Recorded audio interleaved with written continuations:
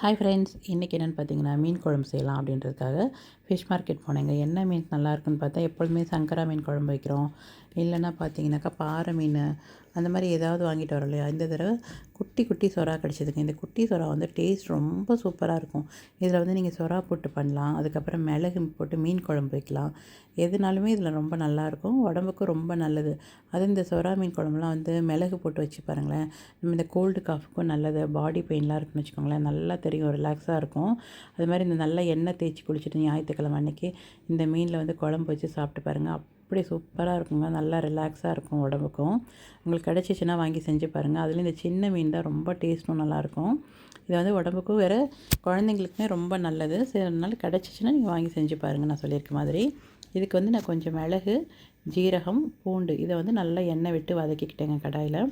நல்லா அது பொரிஞ்சு வரணும். அந்த மிளகுலாம் பார்த்தீங்கன்னா அப்படி பொரிஞ்சு வரணும். அந்தளவுக்கு நல்லா வதங்கணும். அதுக்கப்புறம் கொஞ்சமாக கருவேப்பிலை, நிறைய போட்டுறாதீங்க, கசப்பாயிடும். சும்மா கொஞ்சமாக ஒரு டேஸ்ட்டுக்காக போட்டிருக்கேன். அதையும் போட்டு நல்லா வதக்கிட்டு அதில் கொஞ்சமாக தேங்காய் சேர்த்துருக்கேன் நான். ஒரு 4 பல், நிறைய போட வேண்டாம், ஒரு 4 பல் போட்டு அதையும் நல்லா வதக்கிக்கோங்க. வதக்கி ஆஃப் பண்ணிவிட்டு ஆறட்டும். அதுக்கு நடுவில் பார்த்தீங்கன்னா இந்த புளி இருக்கு இல்லையா, அதை கொஞ்சம் வார்ம் வாட்டரில் ஊற வச்சுட்டேங்க ஃபஸ்ட்டு. ஏன்னா இதெல்லாம் வதங்கி இது ஆறுற வரைக்கும் புளியும் கொஞ்சம் ரொம்ப வெது வெது தண்ணியில் போட்டு வச்சுருக்கேன். நல்லா அப்போ தான் உங்களுக்கு கரைக்கும் போது ஈஸியாக இருக்கும். 2 தக்காளி எடுத்து வச்சுக்கிறேன். அதையும் பார்த்திங்கன்னா நான் மிக்சியில் தான் அரைச்சி எடுத்துப்பேன் எப்பொழுதுமே தக்காளியை. எல்லா குழம்புக்குமே, புளிக்குழம்பு எல்லா குழம்புக்குமே அரைச்சி போட்டுருவேன், சாம்பாரை தவிர. சாம்பார் வந்து நம்ம குக்கர்லேயே போட்டுறோமோ, அதனால் நல்லா வெந்துடும். இதெல்லாம் பார்த்திங்கன்னா கொஞ்சம் வேகிறதுக்கு ஒரு மாதிரி இருக்குது. அந்த வெந்தால் கூட அந்த தக்காளியோட அந்த இது கிடைக்க மாட்டேங்குது. அதனால் நான் என்ன பண்ணுவேன், மிக்சியில் போட்டு அரைச்சிப்பேன். புளி குழம்புக்கும் சரி, எந்த குழம்பு வச்சாலுமே தக்காளியை மட்டும் அரைச்சி எடுத்துப்பேங்க. அப்போ தான் நமக்கு ஈஸியாக இருக்கும். அதனால் கடாயில் அப்புறம் எண்ணெய் சேர்த்துட்டு கொஞ்சம் ஜீரகம், அப்புறம் முழு பூண்டு இருக்கு இல்லையா, அது போட்டுக்கலாம். வெங்காயம் நல்லா வதங்கினதுக்கப்புறமா அரைச்சி வச்சுருக்க தக்காளி சேர்த்துக்கோங்க. அதையும் சேர்த்து நல்லா வதக்கி விடுங்க.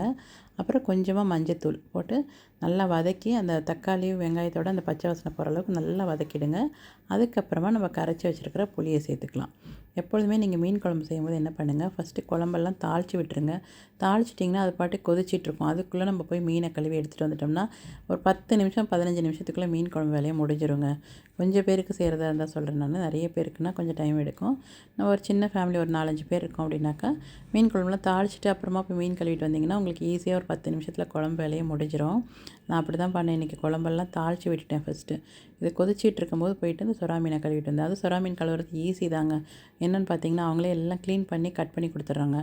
பாருங்கள், இந்த மாதிரி கட் பண்ணி கொடுத்துருவாங்க. அதுக்கப்புறம் நம்ம அந்த சென்டரில் இருக்கு பார்த்தீங்களா, இந்த பாருங்க இது நடுவில் இருக்கு இல்லையா, அதை மட்டும் ஒரு கத்தியோ இல்லை ஸ்டிக்கோ ஏதோ இருந்துச்சுன்னா அதை வச்சு க்ளீன் பண்ணிங்கன்னா, டூத் பிக்லாம் இருக்கு இல்லையா, அதெல்லாம் வச்சு க்ளீன் பண்ணிங்கன்னா ஈஸியாக வந்துடும். பெரிய வேலைலாம் கிடையாது. இதில் செதில் இருக்குது அந்த மாதிரிலாம் எதுவுமே கிடையாதுங்க. ரொம்ப ஈஸியாக இருக்கும். சாப்பிட்றதுக்குமே சூப்பராக இருக்கும். நார்மல் இப்போ சங்கரா மீன்லாம் போட்டு கொதின்னு கொதிச்சுன்னா உடஞ்சி போயிடும். இந்த மீன் அப்படிலாம் ஒன்றுமே ஆகாதுங்க. இப்போ 2 கொதித்து கொஞ்சம் பச்சை வாசனை போயிடுச்சா உடனே மீனை சேர்த்துடணும். நம்ம அந்த நார்மலாக சங்கரா மீன்லாம் பார்த்திங்கன்னா நல்லா கொதித்து எண்ணெய் விட்டு வந்து லாஸ்ட் மினிட்ல போடுவோம். இது வந்து நடுவுலேயே போட்டுடலாம். ஒரு 2 நிமிஷம் அந்த குழம்பு கொதிச்சா போதும். இந்த மீனை சேர்த்துட்டிங்கன்னா ரொம்ப சூப்பராக இருக்கும். உடம்பு வலிக்கு ரொம்ப நல்லது. ட்ரை பண்ணி பாருங்கள். சுறா மீன் கிடச்சிச்சின்னா நிச்சயமாக ட்ரை பண்ணி பார்த்துட்டு எப்படி இருந்ததுன்னு சொல்லுங்கள். இப்போ நான் போட்டு ஒரு 3 நிமிஷம் 5 நிமிஷம் ஆயிடுச்சு. மீன் மட்டும் செக் பண்ணிக்கோங்க, நல்லா வெந்திருக்கும். கடைசியில் கொத்தமல்லி சேர்த்து இறக்கிடுங்க. சூப்பராக இருக்கும் இந்த குழம்பு.